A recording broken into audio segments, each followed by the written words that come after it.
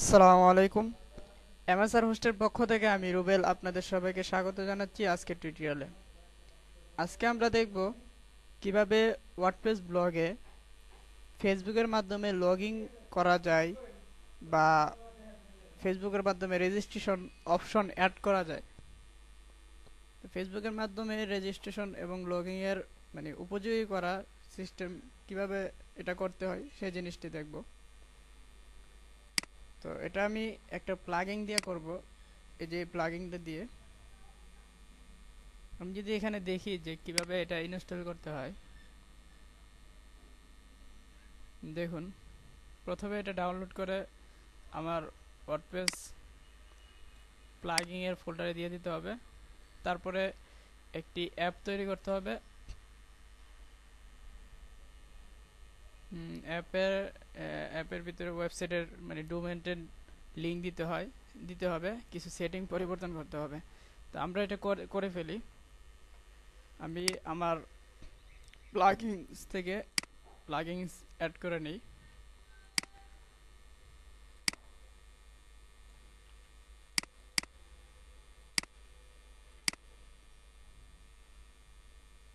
যে প্লাগইনসটি আমি অ্যাড করলাম, অ্যাক্টিভ করলাম। এখন এখানে সেটিংস থেকে 1 নম্বর অপশনটা আমরা পূরণ করি, একটি অ্যাপ তৈরি করি। আমি আমার ফেসবুক থেকে একটি অ্যাপ তৈরি করি। ক্রিয়েট এ নিউ অ্যাপ, এখানে ক্লিক করলাম। ক্লিক করার পরে আপনার অ্যাপের একটা নাম দিবেন। আমি এখানে নাম দিই যে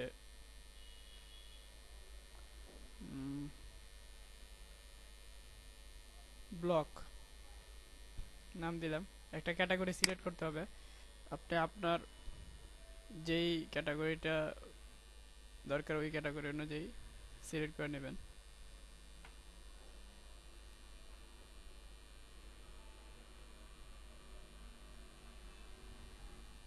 আমি কমিউনিকেশন সিলেক্ট করলাম। একটা ক্যাপচা আসছে, ক্যাপচাটা পূরণ করতে হবে।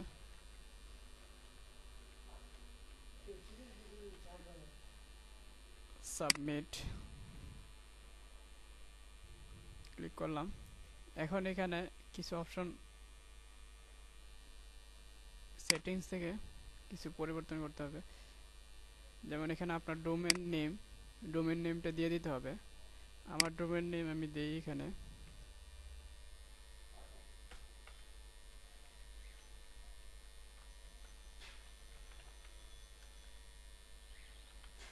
ডোমেন নেম দিলাম।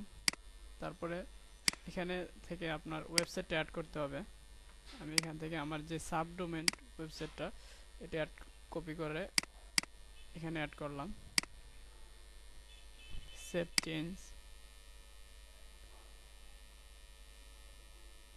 তারপর তৃতীয় অপশন, এখান থেকে আমাকে অ্যাপটাকে স্টার্ট করতে হবে। অ্যাপটা আপাতত এখন অফ আছে। দেখেন এখানে এই গোল বর্ডারটা বৃত্তটা সাদা আছে। এখানে যদি আমি ক্লিক করি, সরি, এখানে অপশনটা সিলেক্ট করা যাবে না যতক্ষণ আমি একটা ইমেল অ্যাড্রেস না দেব, কন্ট্যাক্ট ইমেল অ্যাড্রেস। এখানে আমি একটা কন্ট্যাক্ট ইমেল অ্যাড্রেস দিয়ে সেভ করলাম। দেওয়ার পরে তারপরে এই অপশন থেকে এখান থেকে এটাকে ইয়েস করে দিতে হবে। ইয়েস করে কনফার্ম।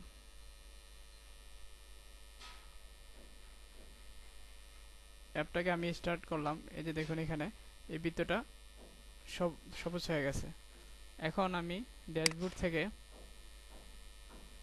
অ্যাপ আইডি, অ্যাপের যে স্ক্রিপ্ট এটা আমার কপি করে আমার যে প্লাগইন ওই প্লাগইনে দিয়ে দিতে হবে।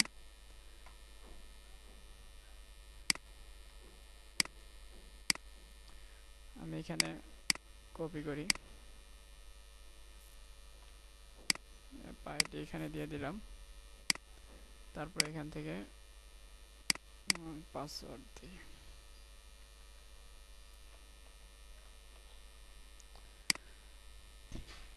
এটা কপি করে পেস্ট করলাম। এখন সেভ করে দেব।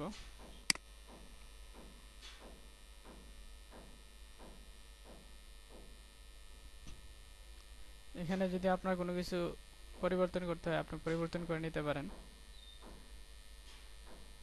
অটো রিডাইরেক্ট, তারপরে যেগুলো আপনার পরিবর্তন করা দরকার। আমি আশা করি কোনো কিছু পরিবর্তন করার দরকার পড়বে না। এখানে সেভ করলাম।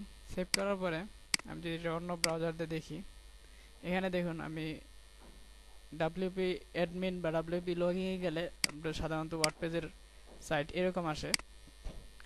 তো এখানে এখন যদি রিলোড করি, এই জায়গাতে একটা অপশন আসবে ফেসবুকের কানেক্ট নামে। এই যে এই অপশনটা চলে আসছে। এখন আমি ইচ্ছা করলে আমার ফেসবুক দিয়ে আমি এখানে এই সাইটটাতে রেজিস্ট্রেশন করে লগ ইন করতে পারবো। তো আমি এখানে ক্লিক করি। যদি এখানে ক্লিক করি তাহলে আমার ফেসবুক লগ ইন করা আছে অন্য আরেকটা আইডি। ক্লিক করলে অটোমেটিকলি রেজিস্টার হয়ে আমার এটা লগ ইন হয়ে গেছে। এই যে দেখুন এখানে আমার ফেসবুক আবেগ বিবেক নামে একটা আইডি, ওই আইডি থেকে এটা লগ ইন হয়ে গেছে। তো এইভাবে আমরা ওয়ার্ডপ্রেসে ফেসবুক লগ ইন অপশন বা ফেসবুক রেজিস্ট্রেশন অপশন অ্যাড করতে পারি। তারপরে আরও অপশন অ্যাড করা যায়, যেমন গুগল প্লাস, ইউটিউব, এগুলো দিয়ে যেন আপনি লগ ইন করতে পারেন। তো এইগুলো আমরা সামনে দেখব। তো আজকে এ পর্যন্তই। আর সবাই আর ফাউন্ডেশনের টিউটোরিয়ালগুলো দেখবেন। আর ফাউন্ডেশনের পেজ, আর ফাউন্ডেশনের গ্রুপ থেকে আপনারা আর এর টিউটোরিয়ালগুলো দেখবেন।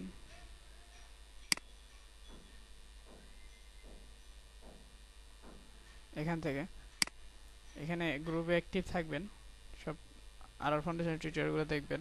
আশা করি আর ফাউন্ডেশনের টিউটোরিয়ালগুলো দেখলে আর গুগলের সার্চ করা শিখতে পারলে আপনার কারো কাছে হেল্প বা তেমন কোনো টিউটোরিয়ালও দেখা প্রয়োজন পড়বে না যদি গুগলের সার্চ শিখে যান। আর ফাউন্ডেশনের রাসেল আহমেদ ভাইয়ের মানে কৃতজ্ঞতা বলে শেষ করা যাবে না, যে যার হাত ধরে আমি এই ওয়েব ডিজাইন শেখা আর কি। তো ধন্যবাদ সবাইকে, অতিরিক্ত কথা বলে ফেললাম। আজকে টিউটোরিয়াল দেখার জন্য।